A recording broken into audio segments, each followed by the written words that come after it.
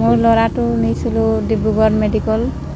তো তাত 2মাহমান থাকিলোঁ, বেমাৰ ধৰি পোৱা নাছিলে। তো এতিয়া বেমাৰ ধৰা পৰিলে তো ক'লে যে ব্ৰেইন টিউমাৰ হয় বুলি ক'লে। তাত কেইদিনমান থাকিব কৈছিলে। তো থাকি কিনে আৰু এতিয়া টিউমাৰটো ইয়াত নহ'ব বুলি ক'লে আৰু বাহিৰত গুৱাহাটী লৈ যোৱা বুলি ক'লে। আৰু বহুতে দিন তাৰ ট্ৰিটমেণ্ট মেডিকেল নিছিলোঁ অকলে। বেমাৰটো যেতিয়া ধৰা পৰিলে তেতিয়া তাত নোৱাৰিম বুলি ক'লে আৰু এমাৰ্জেঞ্চি গুৱাহাটীত লৈ যোৱা বুলি কৈছে। তেতিয়া মই এতিয়া নিব নোৱাৰিছোঁ, পইচা পাতি নাই মোৰ ওচৰত। মই অকলে আছোঁ, এটা ল'ৰা আৰু ছোৱালী আছে। সেইকাৰণে আৰু মই অকলে, ঘৰত কোনো নাই মোৰ। 16 বছৰ হৈছে আৰু মই ঘৰত অকলে কাম কৰোঁ। মেডিকেল অহা যোৱা কৰি আছোঁ, ইমান দূৰ অকলে আছোঁ। বহুত দিগদাৰো হৈছে আৰু পইচা পাতিও নাই। সেইকাৰণে গুৱাহাটী নিজে নিব ক'লেতো মোৰ ওচৰত পইচা পাতিও নাই। সেইকাৰণে আৰু মুখ্যমন্ত্ৰী চৰকাৰক কৰিছোঁ যে সহায় কৰিব আৰু বিমল বৰাক কৰিছোঁ যে মোক সহায় কৰিব আৰু মোৰ ল'ৰাটোক মই ভালে চিকিৎসা কৰিব পাৰিম বুলি আহ্বান জনাইছোঁ। সহায় কৰিছোঁ, ৰাইজকো কৰিছোঁ। মোৰ এটাই ল'ৰা আছে, মোৰ গাৰ্জেনো নাই, মোৰ ছোৱালী আছে, মই অকলে আছোঁ। আৰু চবেই যদি মোক সহায় কৰিলে মোৰ ল'ৰাটোক মই চিকিৎসা ভালে কৰিব পাৰিম।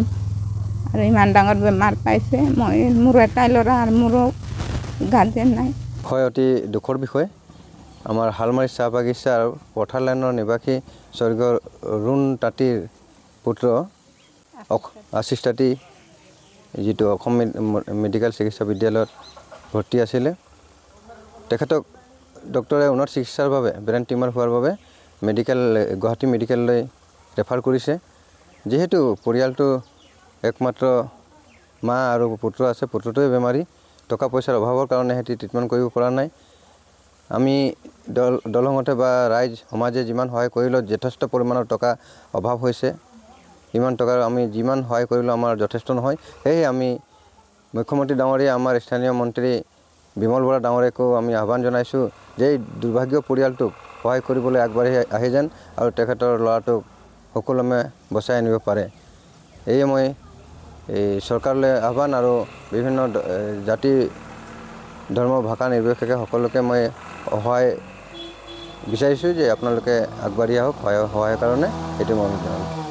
হালমাৰী পথাৰ লাইনৰ আছিম তাঁতী, যিটো অসম মেডিকেল কলেজৰ পৰা আমি ছুটি কৰি ঘৰত আনিছোঁ, ইমাৰ্জেঞ্চি পৰ্যায়ত আনিছোঁ। কাৰণ ডিব্ৰুগড় মেডিকেলত তেহেঁতি নোৱাৰিম বুলি ক'লে। এইটো উন্নত চিকিৎসাৰ বাবে, ব্ৰেইন টিউমাৰৰ কাৰণে উন্নত চিকিৎসাৰ বাবে গুৱাহাটীলৈ প্ৰেৰণ কৰিছে। টকা পইচাৰ অভাৱৰ কাৰণে তেখেতৰ দুৰ্ভাগ্য পৰিয়ালটো উচিত ট্ৰিটমেণ্ট কৰিব নোৱাৰাৰ কাৰণে এমাৰ্জেঞ্চি অৱস্থাত ঘৰত থৈ দিছে। সেইটোৱে দুখৰ বিষয়। সেয়েহে এই এমাৰ্জেঞ্চি সময়ত ঘৰত থকাৰ বাবে আমি উপায়হীন হৈ চৰকাৰ তথা মুখ্যমন্ত্ৰী ডাঙৰীয়া, আমাৰ স্থানীয় বিধায়ক তথা মন্ত্ৰী বিমল বৰা ডাঙৰীয়াকো অনুৰোধ কৰিছোঁ যে উক্ত দুৰ্ভাগ্য পৰিয়ালটোক সহায়ৰ হাত আগবঢ়াবৰ কাৰণে আহিবৰ কাৰণে অনুৰোধ জনাইছোঁ। আমি সহায় কৰিছোঁ, আমাৰ সহায়টো যথেষ্ট নহয়। বুজান পৰিমাণৰ এটা টকাৰ আৰ্থিক ধনৰ দৰকাৰ হৈছে।